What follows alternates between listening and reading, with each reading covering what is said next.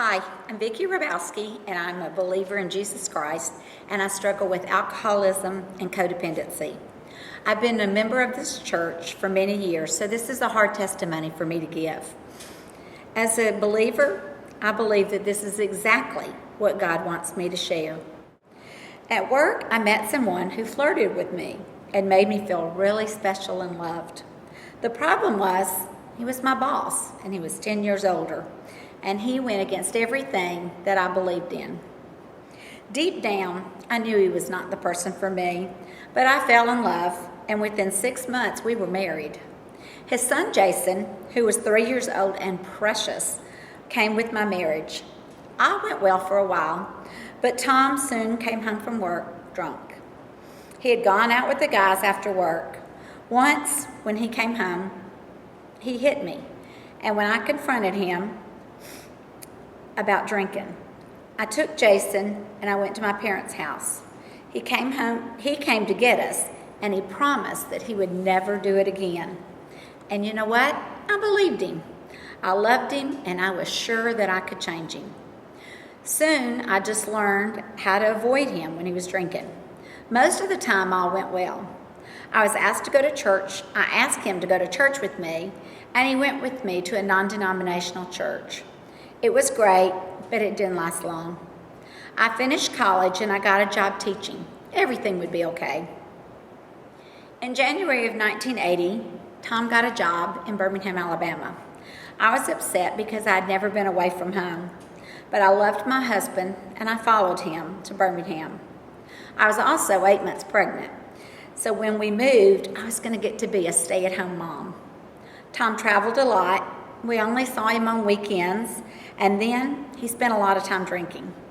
I had found a church for us, but Tom wanted to stay home. Later, I learned that when I got up, got dressed, got the children ready to go to church, he was sitting at home reading the paper and talking with a bookie and betting on games. I got mad, but not at him. I got mad at God. I was tired of trying to do everything, so I quit going to church and I stayed home with my husband.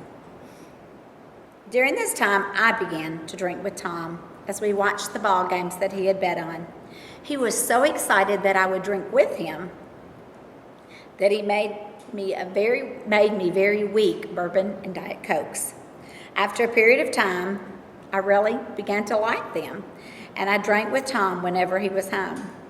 Our married life was better, and one night he brought home some cocaine. He wanted me to try it. I hesitated, but I eventually gave in and tried it. I loved it. Cocaine gave me energy, took away my appetite for food, and I lost lots of weight. Tom was proud of me and said I was beautiful. We did cocaine with some other friends, and we also did it at home. I became addicted.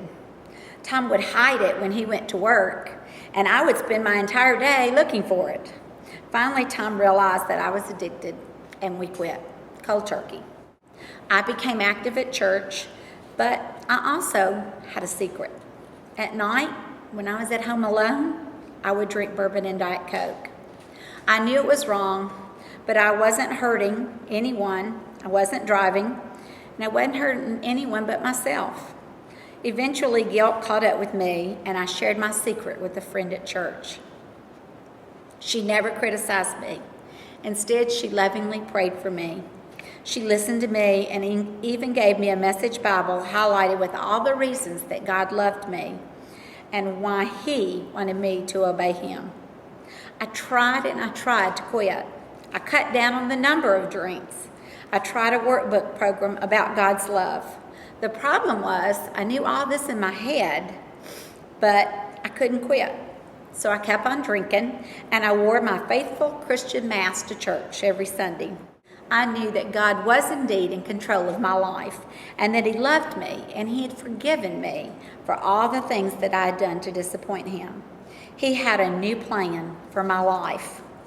However, within 5 days, my oncologist called me to tell me something was wrong with my white blood count and to come back in for more tests. After more blood work and a bone marrow test, I was diagnosed with chronic myelocytic leukemia. It's a disease that I I now and will always have and will live with. I take a chemo pill every day. I nap often, and I rejoice at every birthday. I don't know why God has allowed me to be in all the situations that I have, but I do know that God is a loving God. He forgave me for my sins, and He died for me on the cross. He will never, ever leave me or forsake me. And now I don't need to wear my mask to church anymore on Sunday.